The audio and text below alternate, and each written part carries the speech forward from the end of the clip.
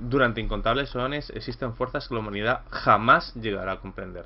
Pero eso no significa que haya gente que es capaz de usarlas en su propio beneficio. Hoy, en las pantallas, cultos innombrables.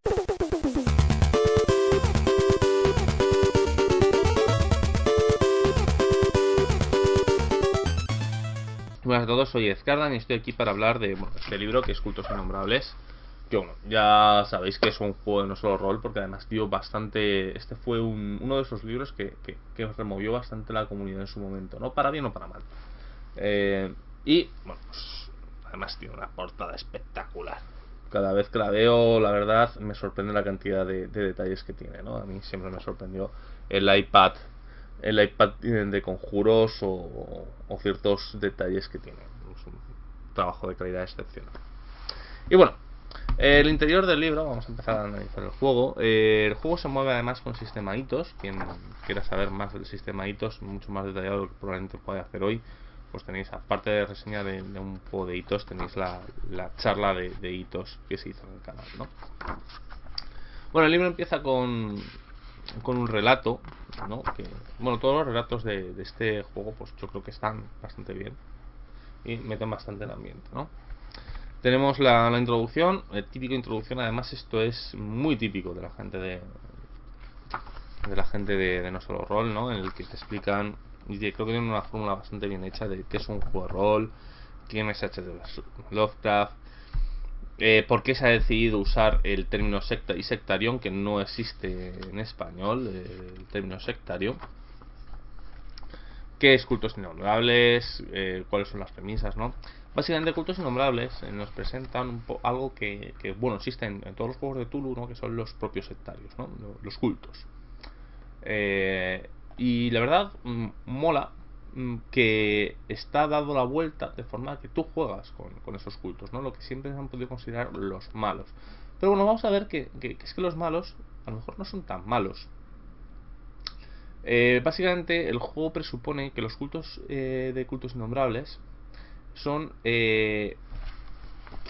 pues comunidades de gente que utilizan los mitos para usarlos en su beneficio. Digamos que cuando tú te conviertes en un culto es porque utilizas, en lugar de combatir los mitos, decides usar los mitos para usarlos en tu propio beneficio, ¿no? Y no tiene por qué ser en principio malo, ¿no? Puede ser, por ejemplo, una compañía de actores que interpreta las obras del Rey Amarillo. Puede ser un programa de televisión que se dedica a investigar ese tipo de cosas. Puede ser un montón de granjeros que a lo mejor riega los campos con las aguas extraídas de un color, o con la baba de un Tonian muerto. No puede ser gente a lo mejor que se dedica a cazar ghouls y triturarlos para hacer drogas. Pueden ser muchas cosas, o sea, no tiene por qué ser exclusivamente nuestros hombres con túnicas y dagas ceremoniales que ni ciudad. Pero bueno, seguimos con otro nuevo relato y empezamos la creación de personaje, ¿no? En la creación de personaje del sistema hitos, en el que primero tenemos que decir un concepto, ¿no? Que es este alto concepto. Por ejemplo, librero siniestro, o yo qué sé, yonki sin suerte, por coger dos ejemplos que vienen aquí, ¿no? En el que, bueno, una vez que tengamos el concepto, pues empezamos a tener, ¿no?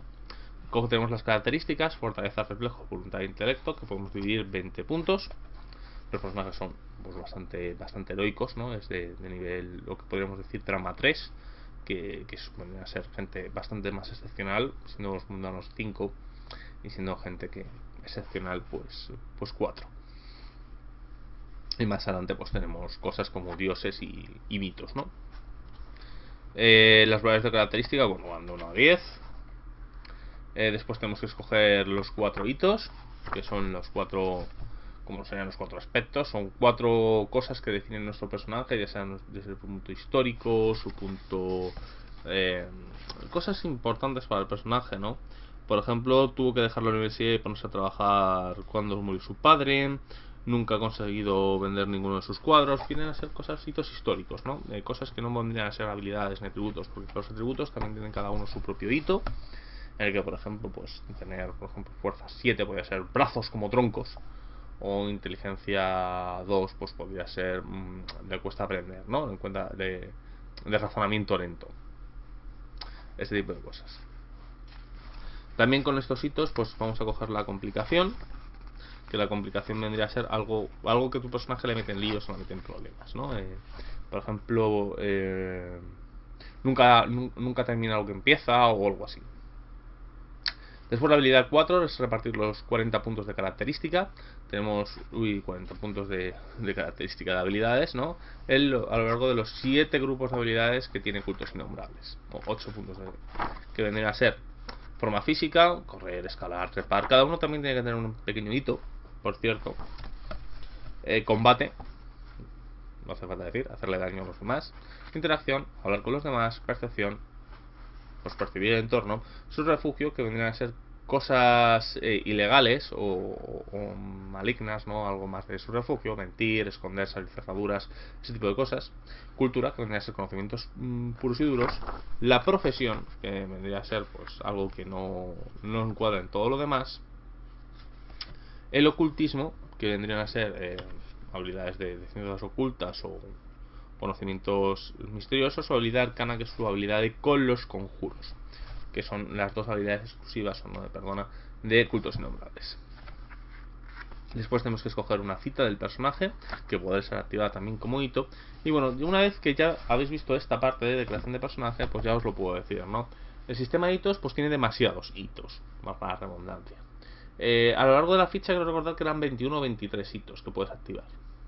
Es muy complicado gestionar, y creo que es una de las cosas que le pesan al sistema. Y se nota. Principalmente porque los jugadores tienen muchos lugares donde usar sus hitos, y es difícil que se encuentre en una situación en la que no haya un hito que no puedan activar. Siempre ocurre, pero es extraño. Y además provoca que si utiliza la regla de quemar el hito, ¿no? Que suele ser, si juegas en one shot, suele ser mala idea usarla porque no tiene consecuencias usarla. O sea, tú quemas el hito y bueno, no puedes usar esta sesión, es muy importante. En campaña todavía pues puede afectar porque tú tienes una serie de sesiones no determinadas y que no puedes volver a usar ese hito, y sí que es un poco más putada. En Indo 21 tampoco se nota tanto. Yo os digo, para mí es una habilidad, una parte del sistema que quizás creo que es la peor de todas, ¿no? Esta gran cantidad de hitos y lugares donde puedes empezar, ¿no? Bueno, después tenemos los puntos de amenaza, los puntos de drama, y las puntuaciones. Bueno, tienes 5 puntos de drama en este juego.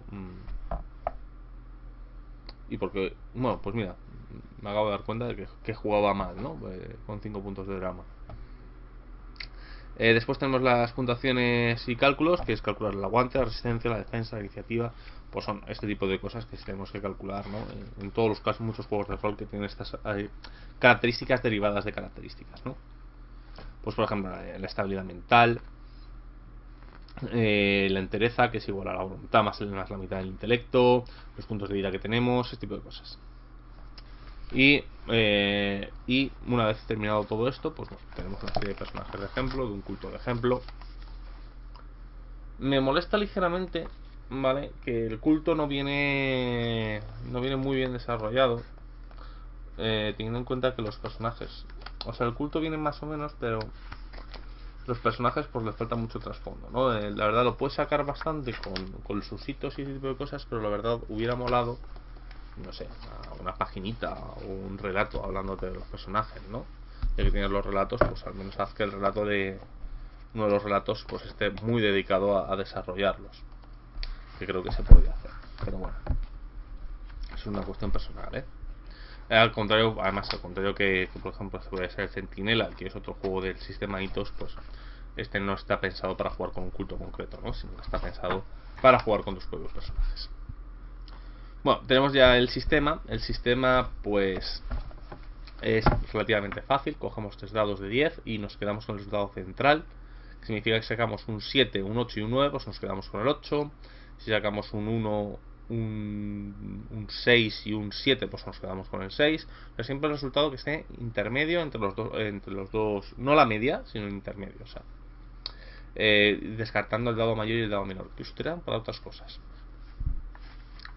El crítico serían 2 o 3 dieces y la pifia 2 o 3 unos.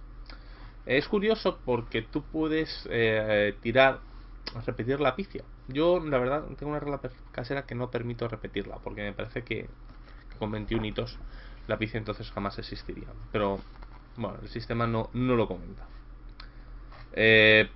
Habilidades de pruebas enfrentadas, quien saque más, pruebas de acción prolongada, tenemos que conseguir una serie de éxitos. Nos habla de cómo escoger la habilidad. Bueno, pues las habilidades son muy genéricas, así que bueno, te dicen un poco de manga ancha, ¿no? Te hablan de los aspectos, ¿no? Que los aspectos tendrían a ser un poco los hitos y cómo se activan. Básicamente tú determinas, por ejemplo, yo estoy disparando y a lo mejor tengo el concepto pistolero a sueldo, pues gasto un punto de drama y entonces repito la tirada, ¿no? Y me quedo con el dado mayor. Si yo hiciera algo similar, pero usando el hito de forma negativa, recibiría un punto de drama y me quedaría con el dado menor. Repites los dados que quieras, además si te quedas con el menor o con el mayor. Eso ya a gusto del consumidor. Te habla de esto de agotar los aspectos y te habla de conseguir aspectos temporales y que cualquier cosa es un aspecto. Por ejemplo, callejón oscuro, pues el oscuro del callejón podría ser un aspecto. O por ejemplo, las armas podrían tener aspectos. Por ejemplo, yo tengo una lanza, pues podría coger un aspecto de atacar a más distancia, ¿no? Y poder usarlo. Son pequeñas ventajas que te permitan repetir tiradas y ese tipo de cosas. Que no, cuando afectan varios aspectos en la misma escena, que no es aconsejable repetirlos. Y la secuencia de combate, ¿no? De estirar la iniciativa, ataque contra la defensa. Y el daño del combate, pues depende de con qué hayamos atacado, pues cogemos los dados para interpretar el daño, ¿no? Similar un poco al sistema sombra, en el que por ejemplo, una pistola, pues a lo mejor es el dado pequeño más el dado creo que es la pistola dado menor más el dado mayor. Como si sacamos 3, 6 y 7, cogeremos el 6, pero el 7 y el 3 serían 10 de daño. Y esta parte es un poco compleja, porque digamos que los daños Incordura se nota más, rompen un poco el esquema del juego. Es un sistema que tiene cierta cantidad de mortalidad. Con las reglas opcionales de este juego no tanta, pero la verdad bastante dura. Quitamos la resistencia del daño por chalecos antibalas, armaduras o yo que sé, escamas que podamos tener. Y nos hablan de las fuentes de daño, venenos, caídas, todo este tipo de cosas muy circunstanciales que al final terminan siendo, ¿no? Nos vienen las reglas de persecuciones, que ya veíamos en la guía de hitos, en el que básicamente pues, bueno, tú vas tirando y lo que importa más es quién esté primero, ¿no? Y cuántas veces tiene que ganar el primero el número de tiradas para poder sobrevivir, ¿no? Nos habla de la vida. Bueno, la vida, cada personaje tiene una serie de puntos de vida y va marcando. Y cuando recibe, tiene una puntuación de aguante y una puntuación de resistencia. Si tú te haces más daño que tu aguante, tienes que tirar para ver si te quedas inconsciente. Y cada vez que te hagan tu aguante en daño, por ejemplo, si yo tengo aguante 6, cada vez que me hagan 6 puntos de daño, no seguidos, realmente 6 puntos de daño, pues tendré un menos 2, un menos 4 y estar inconsciente. Digamos que hay como 3 niveles de vida: herido, incapacitado o moribundo. Una regla que me entró aquí, porque estos se han salido antes de la guía de hitos genérica, es que al final de la escena tú te regeneras la mitad del daño que te hayan hecho en esa escena. Y digamos que ese daño es consolidado, ¿no? El resto pues son rasguños, te apartas tal y te curas. La verdad es una gran regla que hacía que el sistema sea algo menos mortal y es bastante interesante. Nos hablan de las secuelas, que es que si nos quitan toda la vida en un combate, pues obviamente nos dejan una secuela. Y tenemos después las reglas de cordura, que son iguales a las de combate, pero a efectos mentales, ¿no? No voy a hablar demasiado de ellas, porque yo os digo, son idénticas y bastante bestias. La única diferencia es que la resistencia del daño es igual a la degeneración del personaje, que ya hablaremos de ello. Nos viene una sección de locuras y de drogas mentales, que la verdad pues está bastante bien, ¿no? Para un juego de Tulu en el que este tipo de cosas se suele usar. Bueno, un juego de Tulu, sí, un juego de Tulu, porque quizás las novelas, este tipo de cosas no sean tan visibles como nos llegan a aparentar que ocurren, pero que tampoco, digamos que los juegos de rol incentivan bastante esto cuando en las novelas no están así. Al menos en las que yo he leído, que bueno, quizás las que yo he leído son las más pulp de todas. Bueno, nos habla de la evolución del personaje. Pues básicamente la evolución del personaje es cambiar algunos hitos, cambiar algunas habilidades de sitio. No es X por per se. Tú no vas a ganar más puntos. O sea, tú tienes 40 puntos de habilidades, no vas a tener nunca 47. Hay una forma que es gastar un punto de drama permanente para conseguir una serie de ventajas, ¿no? De puntos adicionales, pero digamos que no es la progresión del personaje, digamos, es un poco jugar la historia, ¿no? Es terminar la historia, es como te esto por ejemplo, en las novelas, yo qué sé, bueno, los cómics se pueden ver muy bien, ¿no? Batman es por el sistema de hitos. Batman además es un ejemplo perfecto, ¿no? Batman es Batman desde el primero al último número.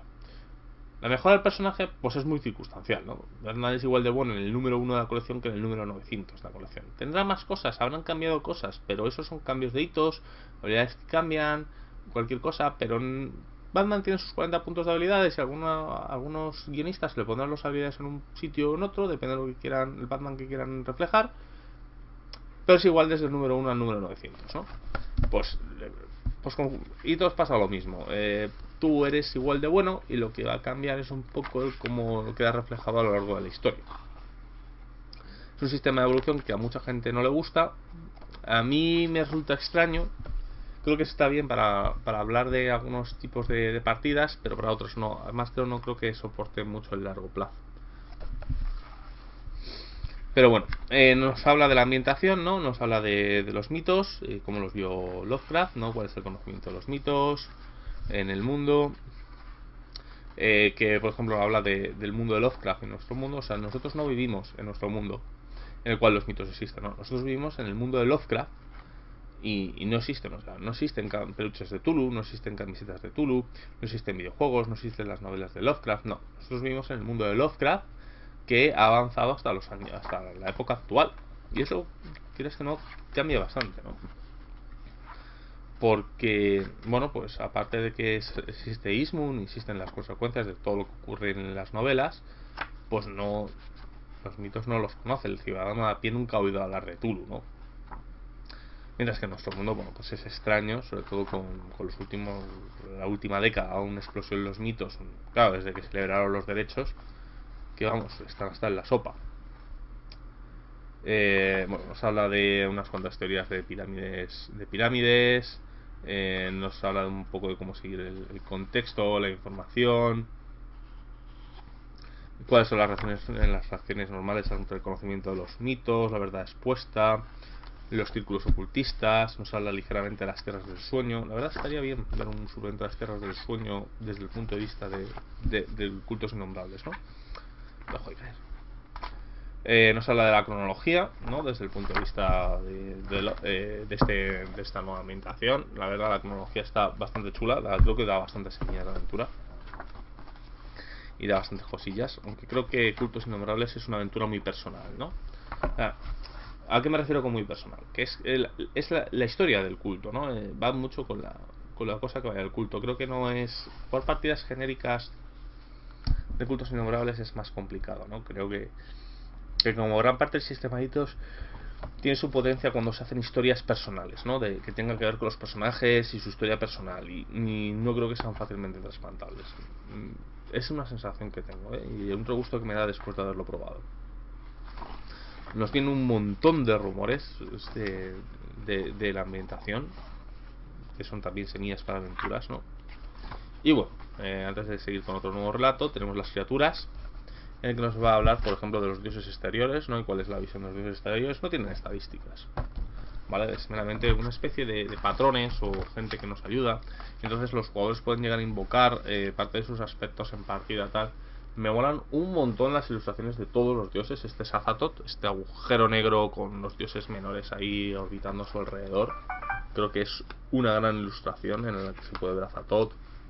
Himnos también mola un montón. Tulu es increíble. Ya os digo, nos hablan un poco de cuáles son sus servidores principales, cómo pueden actuar. No, es impresionante también. Súper bonita la ilustración. Como todo el juego tiene unas ilustraciones acojonantes, ¿no? Nyarlathotep también. Ral Tegot, esto no conozco mucho, pero no. Siud-Nugurat, brutal. Tusulcha, Yog-Sothoth, Tulu. una ilustración brutal que aquí a lo mejor no le hace justicia, pero impresionante también. Ya os digo, increíble todas las ilustraciones de este juego, ¿no? Dragón e Hidra. Y bueno, nos habla su influencia en el mundo y cómo está dividido en el mundo y todo este tipo de cosas. Vienen bastantes Hastur también. La ilustración de Hastur, muy señorial, ahí él con esos harapos, ese colgante con el signo amarillo. No vienen un montón. Estos son patrones que podrían servir a los jugadores. Los jugadores podrían servirles para conseguir un poco sus favores, ¿no? Y da una serie de aspectos al culto y este tipo de elementos. La verdad, creo que está bien pensado, ¿no? No tienen estadísticas, no tienen nada. Estos son poderes ultraterrenos que no tienen ningún tipo de situación, ¿no? Y luego vienen una serie de criaturas de los mitos, ¿no? Bastante clásicas, el antiguo, la araña de Leng, la bestia lunar, el Vyaki, el Dole. Vienen, creo que los más representativos de Lovecraft, no del universo de los mitos. Y después viene además una sección en la que nos habla de cómo crear mitos adicionales. Y pues viene un ejemplo, el perro de Tíndalos, ¿no? Que quizás es el que más falta se hace en este libro. Pero claro, es que creo que solo vienen los que hizo Lovecraft propiamente dicho, no vienen los que hicieron todos los que cogieron y expandieron su universo, ¿no? A continuación nos hablan de los mitos y de los cultos, ¿no? Y un poco los investigadores, ¿no? Que son las dos caras de la misma moneda, ¿no? Nos hablan de los orígenes de los cultos, los objetivos, yo os digo, organizaciones, este tipo de cosas que os contaba antes, de que los cultos quizás no tienen por qué ser un montón de sectarios con túnicas, cuchillos que se dedican a adorar poderes ignotos. No, puede ser un grupo de estudiantes que se dedica a jugar con los libros de una sección de la biblioteca que nadie recuerda porque lleva ahí toda la vida, ¿no? O puede ser, por ejemplo, un foro de internet en la que se hablan de temas esotéricos o cualquier cosa, ¿no? O puede ser directamente, y además pueden ser personajes dramáticos. A lo mejor puede ser un padre, ¿no? Que ha vinculado a su hijo a, yo que sé, a una criatura de los mitos para que pueda sobrevivir a un cáncer mortal y ese tipo de cosas. Por eso os digo que son historias muy personales, ¿no? El culto además también determina muchas cosas de cómo funciona. El culto tiene sus características, ¿no? De recursos, influencia, conocimiento y tamaño. Y bueno, funciona, la verdad creo que funciona bastante bien. Y que el concepto de culto, bueno, pues viene a ser, además es que los que veis este canal ya lo sabéis, a mí me gustan este tipo de metapersonajes y creo que da un gran potencial. Y el cómo lo han visualizado, que no sea meramente llevar sectarios que dicen ya ni a ser Legorat, sino darle este toque casi humano a los cultos, ¿no? De estas pasiones. Creo que le da mucha potencia a los cultos y la verdad le dan una enorme potencia. La verdad, yo chapó por esta visión de los cultos. Viene además un montón de cultos de ejemplo, desde que llevan las túnicas y a Sunurat, hasta un montón de hippies que cultivan plantas abonadas por algo muy extraño, hasta un chat de internet, hasta un grupo de gente que se dedica a jugar porque cree que esto no es real, a sociedades esotéricas más normales, hasta a una ONG que utiliza los mitos para llevar a cabo su ecoterrorismo. O sea, tienes de todo. También tienes religiones oficiales tipo cienciología y ese tipo de cosas. La verdad, creo que es el capítulo de cultos es lo más acertado y lo más divertido de leer del libro. Y creo que además es lo que más puede impactar, ¿no? Por esta visión que ha tenido nuestro rol de reflejar los cultos y los mitos en esta parte del juego. A mí fue, porque ya os digo, yo pensaba encontrar un libro en el que llevabas los sectarios, los malos. Pues no llevas los malos. No siempre. No, son gente que, hombre, condenan a la humanidad porque están ayudando a los mitos, los están ayudando o los están usando. Al contrario que los investigadores. Los investigadores te dicen la diferencia entre investigador y un culto. Que, ojo, los investigadores se enfrentan. Cuando descubren la verdad, los investigadores se enfrentan a los mitos. Y cuando descubren la verdad, los cultistas usan los mitos en su propio beneficio. O creen que en su propio beneficio, ¿no? Este punto de altruismo contra egoísmo, que la verdad le da un toque al juego bastante bueno. La verdad, yo os digo, el capítulo de cultos es para leer, ¿no? Es muy bueno. Después tenemos la magia, ¿no? La magia se divide tú tienes una habilidad y tienes una serie de efectos menores, intermedios y mayores, en el que, bueno, tú determinas cuál es el efecto. El narrador pues pone una dificultad y la tiras para ver si la logras pasar, ¿no? Viene una serie de tablas, una serie de sugerencias de qué puede ser cada uno. Tú cuando creas el conjuro, porque es una especie de habilidad arcana, tienes que determinar un poco o sea, no todo puede hacer todo, sí, por regla sí. O sea, tú puedes hacer, yo que sé, con portal arcano puedes hacer lo que te dé la gana, pero digamos que tienes que intentar justificarlo. O sea, si tienes un portal y quieres hacer daño, pues puedes decir fácilmente que yo que sé, que el portal, pues tú lo abres y cuando pasas y no estás preparado tal, pues provoca daño tal. Es complicado, ¿no? No todos los conjuros valen para hacer todos, aunque las reglas no te dicen que no puedas. Es meramente el contexto del conjuro y de sus efectos los que tienes que determinar cuáles son sus efectos en el juego. Y hay cosas que no puedes hacer, que no puedes crear oro, yo que sé, con un conjuro de lanzar rayos. Hombre, pues propiamente dicho podrías, porque el reglamento no lo dice, pero la coherencia del conjuro pues dice que sí. Tiene un punto de... ese punto que la verdad, a mí la verdad me gusta. Vienen un montón de conjuros de ejemplo, principalmente porque, bueno, te van a hablar de ellos después. Y te hablan de poderes superiores, rituales y todo este tipo de cosas, ¿no? Objetos encantados. Los objetos encantados molan un montón porque, claro, tú con los objetos encantados pues te imaginas los típicos, ¿no? La aguja mágica, la daga encantada, un cáliz. Pero de repente pues puedes encontrar un móvil, un teléfono móvil o yo que sé, un gato de estos de los gatos de los chinos, o una locomotora o el motor de un coche o ese tipo de cosas que da este tipo de cosas. El smartphone maldito, es que me encanta el smartphone maldito. Hay una campaña dedicada a ello en la revista Nivel 9 y la verdad creo que es bastante chulo y bastante interesante. Pero más que los objetos, que ya pueden impactarte porque pueden ocurrir esta cosa, pasa con los tomos. Porque los tomos los llaman tomos, pero dicen que los tomos no tienen por qué ser tomos. Son lugares donde se meten los mitos. Pero los tomos pueden ser perfectamente las cintas de grabación de un psiquiatra. Puede ser un documental visual. Puede ser muchísimas cosas. Y la verdad es, junto con los cultos, y aquí es donde se muestra la genialidad de No Solo Rol, en la segunda parte del libro, porque la primera, bueno, también es el sistema y un poco el es esta genialidad, ¿no? Este punto de que, por ejemplo, una página web puede ser considerada un tomo. De hecho, viene una URL que cuando te metes en ella, que además tiene cosas concretas de que te puedes meter solo en X momentos del día, tal, o X fechas y pasan algunas cosas, pues provocan elementos, ¿no? Y aparte de... Y claro, pues tú tienes, por ejemplo, el pueblo del monolito, los pergaminos panópticos, o el libro de Ivonne, al lado de la página web o el ebook de un tipo, o tienes, por ejemplo, las estadísticas del Necronomicon en PDF, o ese tipo de cosas. Y la verdad, a mí me parece, o el video documental de la historia de Ismond, ¿no? Y me parece súper divertido que hayan escogido este elemento. Y yo creo que es una gran genialidad el haber actualizado los mitos, no solo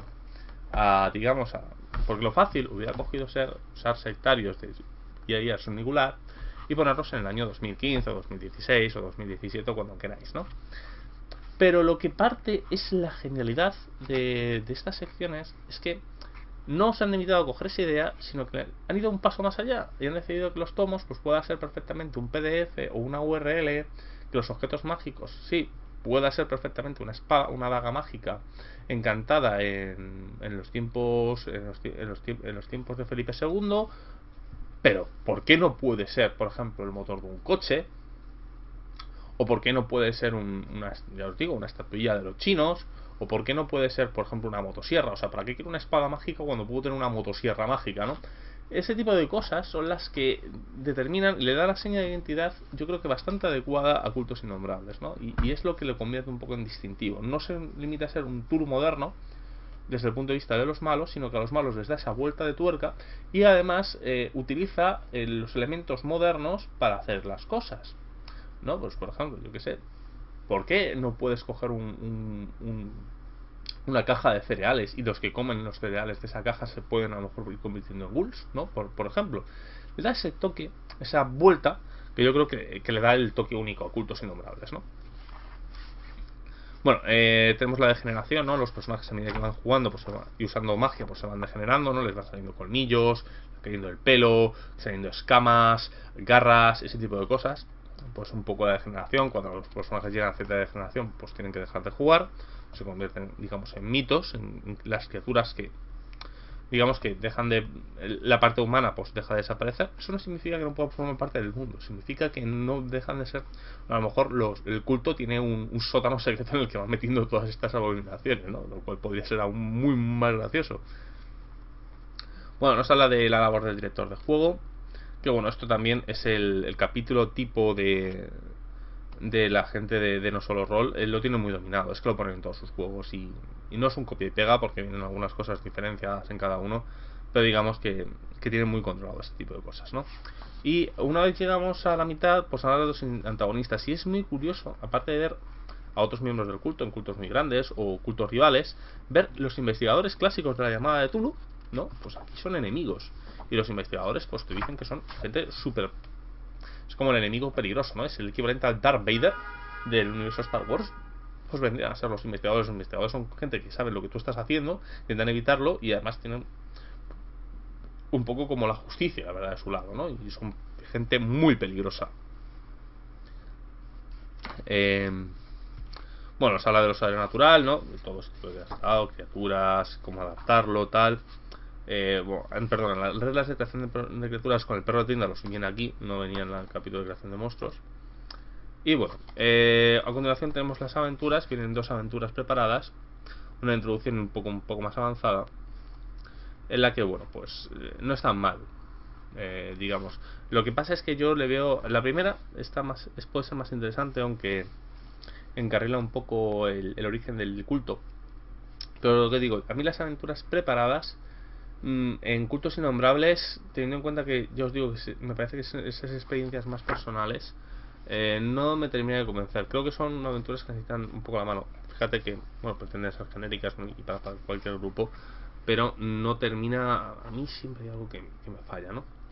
Pero bueno, eso es todo por ahora. Estos cultos innombrables. Va a salir un suplemento dentro de poco, se llama Fundido en Blanco, que detalla un culto entero con todas sus consecuencias, que creo que puede ser muy interesante. Quiero ver cómo desarrolla ese tipo de cosas. La verdad me hubiera gustado que Cultos Innombrables tenga más presencia, ¿no? Para ver cómo desarrollan algunas de estas cosas, ¿no? Hubieran estado interesante, por ejemplo, un libro determinando un montón de tomos o de ideas de tomos o estos libros de secta, ¿no? De sectas preparadas que pueden ser perfectamente usadas o incluso libretos de aventuras, ¿no? Ya os he dicho esto. Creo que se pueden sacar algunas aventuras también curiosas, ¿no? O campañas directamente, y que haces el culto para hacer esa campaña. Y os digo, yo de hecho estoy siempre uno de los proyectos estos eternos, y de hecho estoy en proceso de creación, tengo hecho uno de los capítulos, hacer las máscaras de Nyarlathotep como si los jugadores hubieran vencido 70 años después, llevando un culto que intenta terminar el plan de Nyarlathotep de la campaña de las máscaras, ¿no? Pero bueno, eso ya os digo que son una de las muchas cosas que permite hacer esto. Y bueno, ya está. Ya os digo, es un juego completamente recomendable y que creo que puede ser una lectura muy interesante. Aunque solo sea por sacar y ver ver los mitos como quizás nunca se nos hayan presentado antes. Por lo demás, soy Ezcardan, nos vemos.